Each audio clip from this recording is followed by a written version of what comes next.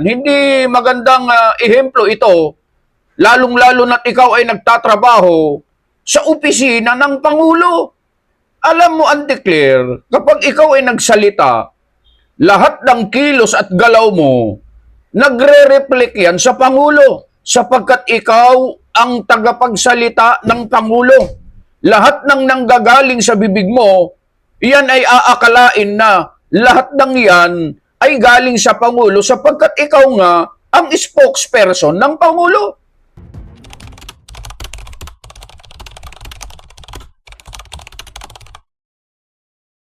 Isang maulang araw po sa inyong lahat mga kababayan at mga mahal po namin taga-subaybay. Ako po si Just Vlog.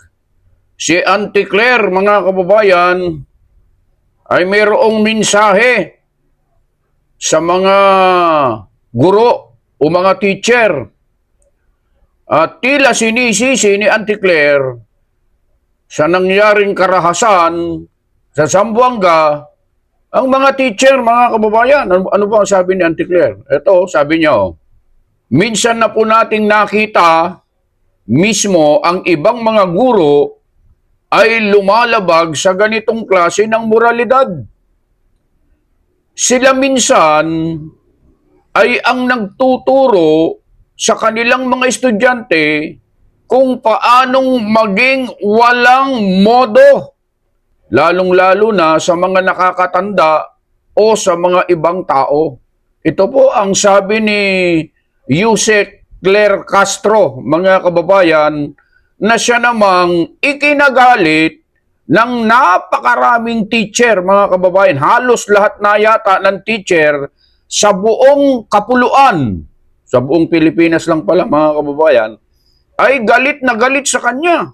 Mga kababayan, nagpalabas na nga po ng mensahe itong ACT, Teachers Party List, at mayroon pong sinasabi rito ang mga guro na dapat humingi ng tawad si Auntie Claire dito sa kanyang mga sinabing ito, mga kababayan. Ano ba ang sinabi eksakto ni Auntie Claire Cajas? Meron ba tayong boses niyan? Mapapanood ba natin yan? Makikita ba natin yan? Sinabi ba talaga niya yan? Eto panoorin natin lahat. Itong sinasabi ni Auntie Claire tungkol dito sa nangyari doon sa Zamboanga, mga kababayan. Tasan natin yung volume para dinig na dinig natin.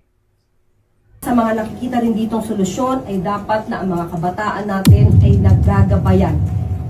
Hindi lamang ng kanilang mga magulang o hindi sa kanila mismong paaralan. Minsan na po natin nakita, mismo ang ibang mga guro ay lumalabag sa ganitong klase ng moralidad. Sila minsan ay nagtuturo sa kanilang mga estudyante kung paano maging walang modo, lalo-lalo na sa mga nakakatanda o sa mga ibang tao. Panahon na po. Panahon na talaga, Auntie Claire, na ikaw ay dapat na magmuni-muni at pag-isipan itong mga binibitawang mong salita. Bago ka magbitaw ng salita, sana pag-aralan mo muna. Kasi po, Auntie Claire, para sa iyong kaalaman, napakaraming mga guro ang nagagalit na sa iyo. Magbasa ka sa social media, tumingin ka sa lahat ng social media platforms, ikaw, yun yata ang gusto mo eh. Ikaw na ang laman at laging pinag-uusapan ng ating mga kababayan, lalong-lalo na sa mga teachers. Napakarami ang nagpaabot ng kanilang mensahe tungkol sa iyo at galit na galit sila. Dahil dito, sa sinabi mong ang nagtuturo sa kanilang mga estudyante, sabi mo rito sila minsan ay ang nagtuturo sa kanilang mga estudyante kung paano maging walang modo. Isipin mo yan, Auntie Claire. Samantalang dito sa sinabi mong ito, parang lumalabas, Auntie Claire, na ikaw yata ang walang modo. Auntie Claire, kasi hindi mo na iginalang yung mga teachers, lalong-lalo na yung mga matatanda na, dyan na inabutan ng katandaan, at yung iba, pati mga retired teachers ha, galit na galit sa'yo dahil dito. Pagkatapos nagpaabot sila ng mensahe sa'yo at tinugunan mo pa na ayaw mong humingi ng sorry. Katulad ng sinasabi mo rito, Auntie Claire, ha? Eto, basahin natin to ha.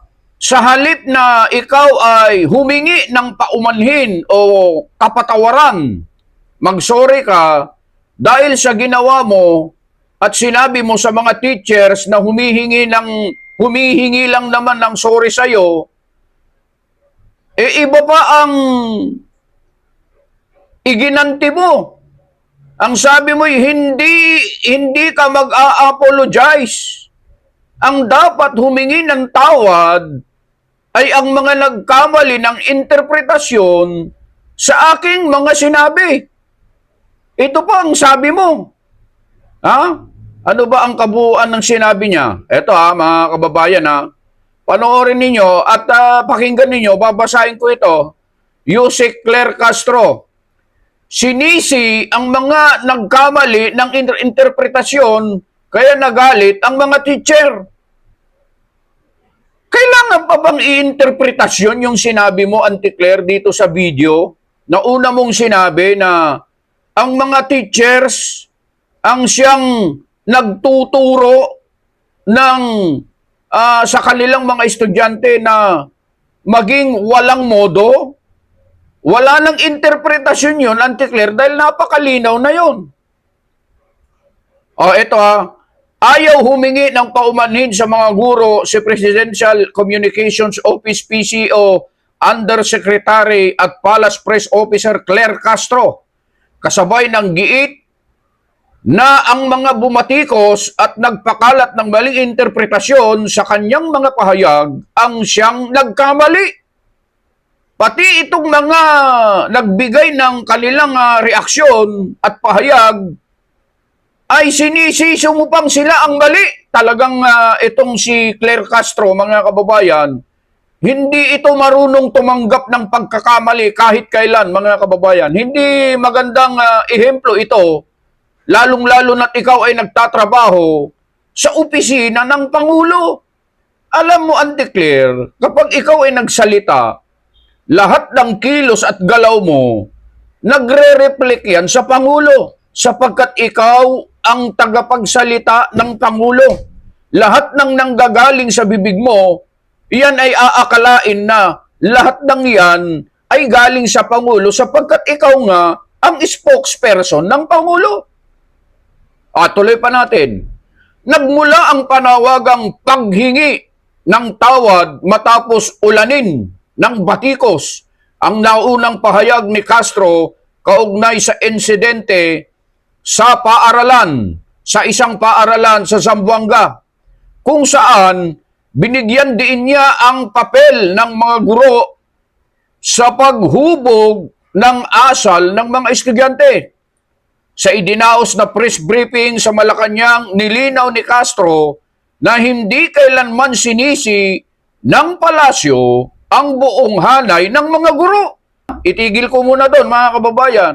Kaso doon sa statement mo, Auntie Claire, ganon ang pinatutungkulan mo Dinirekta mo ang mga guro. Hindi ganito ang laman ng sinabi mo doon sa unang pahayag mo.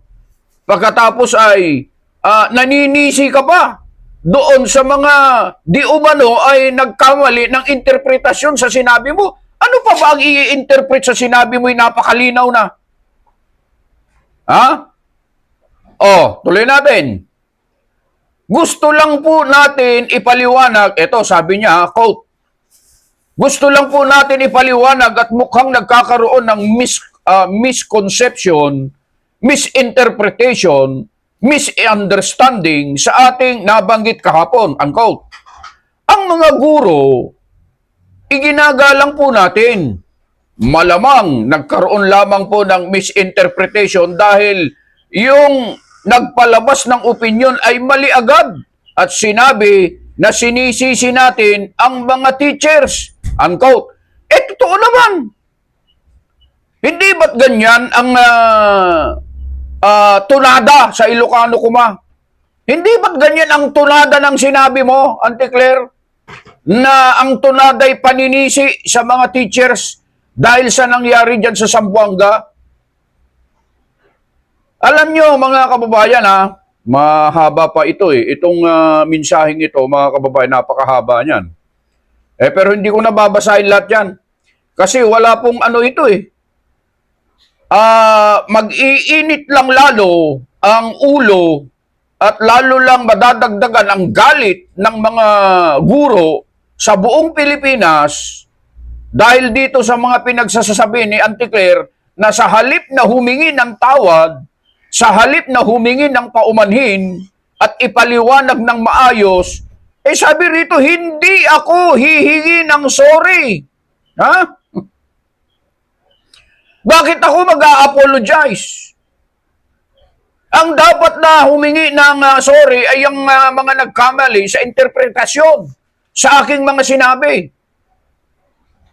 Wala nang i-interpret, sabi ko nga eh. Ano bang ipapaliwanag mo dyan sa sinabi mo'y napakaliwanag na? Na ang tinira mo rito, sinisisi mo ang mga guro, ang mga teachers. Tapos ayaw mong humingi ng paumanhin sa hanay ng mga guro. Pati yung mga guro na retired na, nananahimik na sa kanilang buhay, nadamay dito sa mga sinasabi mo.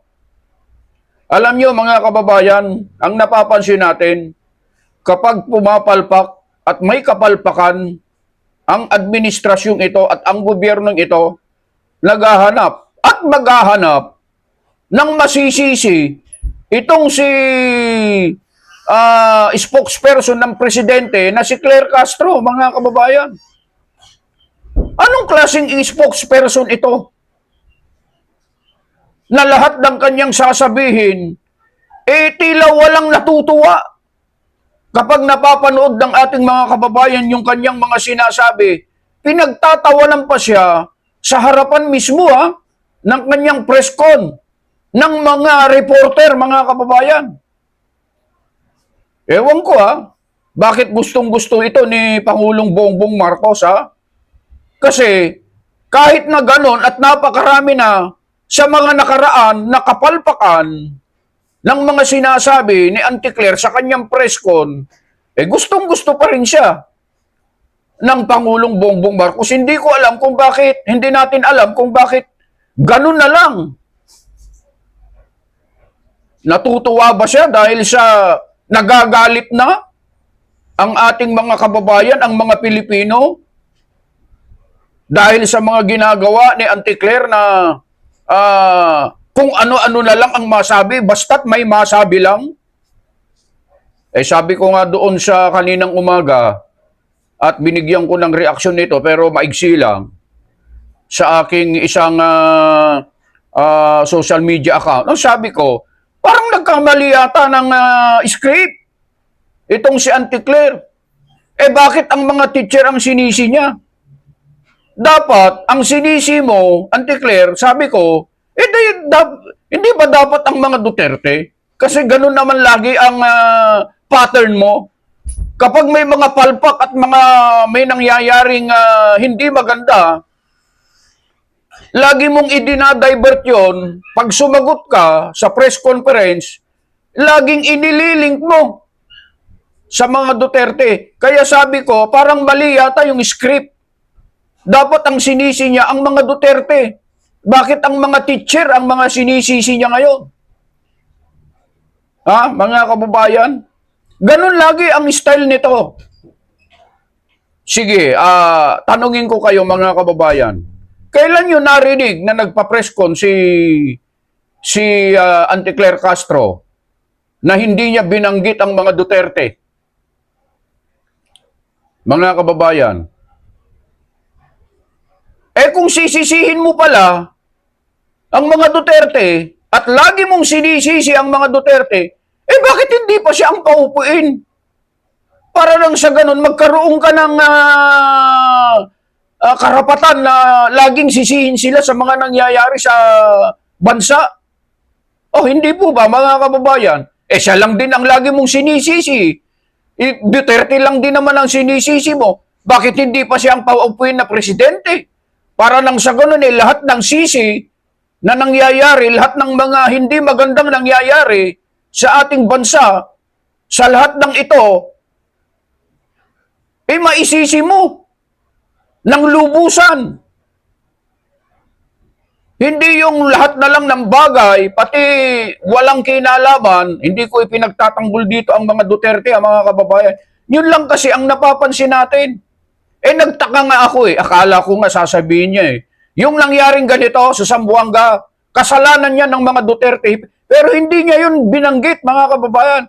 Mga teachers naman ngayon ang binanatan niya, walang pakundangan, na sinabi niya na ito raw mga teachers ang nagtuturo sa kanilang mga estudyante na maging walang modo, mga kababayan. Isipin niyo yan. Kung hindi ba naman, eh masasabi natin, mga kababayan, excuse me po, pero pasensya na po. Eh parang lumalabas po kasi rito, si Auntie Claire po ang walang modo rito, mga kababayan.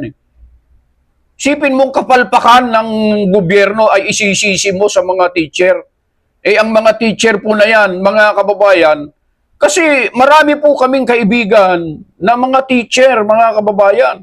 Alam namin ang sakripisyo ng mga yan. Minsan nga po, gumagastos po sila ng sarili nilang pera. Pag may mga kakulangan sa kanilang eskwelahan, ang mga teachers na po ang bumabalikat, nagsasakripisyo sa kakarampot na sweldo, para lang matugunan ang kanilang pananagutan at trabaho. Pagkatapos igaganituhin mo lang, Auntie Claire. Eh, hindi maganda ito. Hindi maganda po ito. Eh kaya, nananawagan po kami sa ating mahal na Pangulong Bongbong Marcos. Eh, itong spokesperson po ninyo, tingnan nyo po, parang ito po ang nagpapababa ng ratings niyo sa totoo lang. Kasi lahat ng mga na sinasabi niya, karamihan, hindi.